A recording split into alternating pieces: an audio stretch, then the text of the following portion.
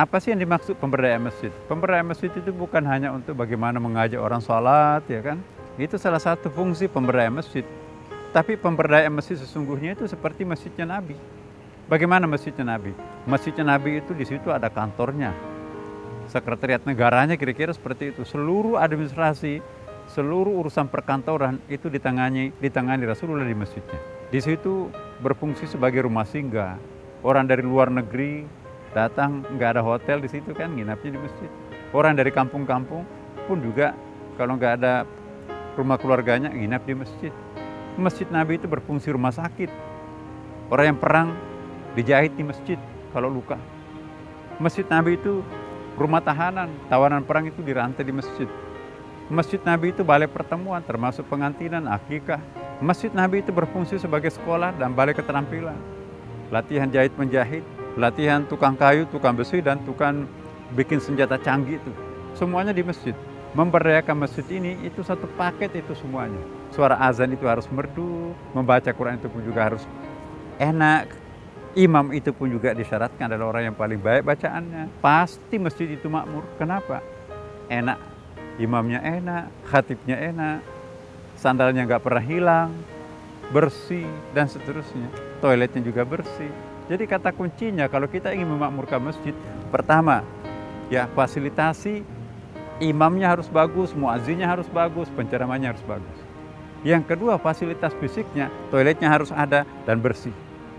Ya, kemudian juga penitipan sandal, barang-barang berharganya itu jangan hilang-hilang. Kemudian bagaimana supaya pengurus-pengurusnya itu ramah. Jangan pada ngusir-ngusirin anak-anak kecil. Kamu jangan ribut dan sebagainya.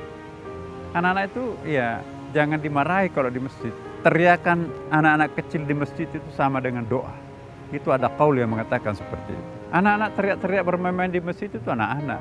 Yang salah itu kalau orang tuanya bermain-main teriak-teriak di masjid.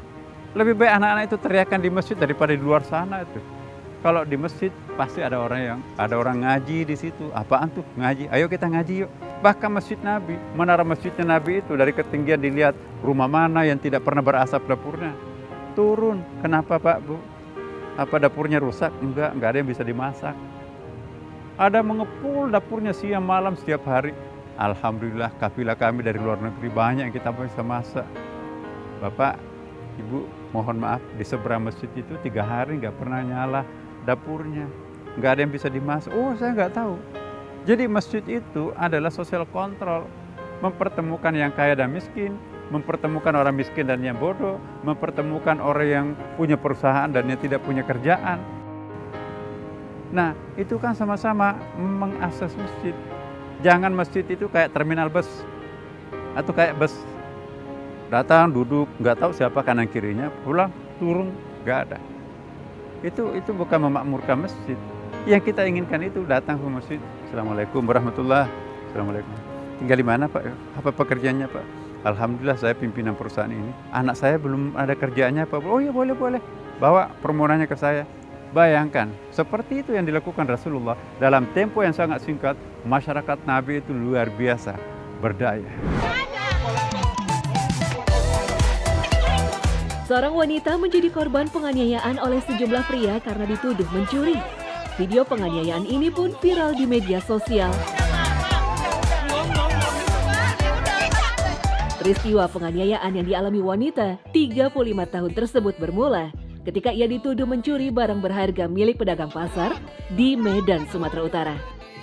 Dalam video yang direkam oleh warga, tampak korban dianiaya secara sadis oleh sejumlah orang yang berada di lokasi kejadian. Padahal sesekali korban melawan dan mengaku bukan pencuri seperti yang dituduhkan orang kepada dirinya.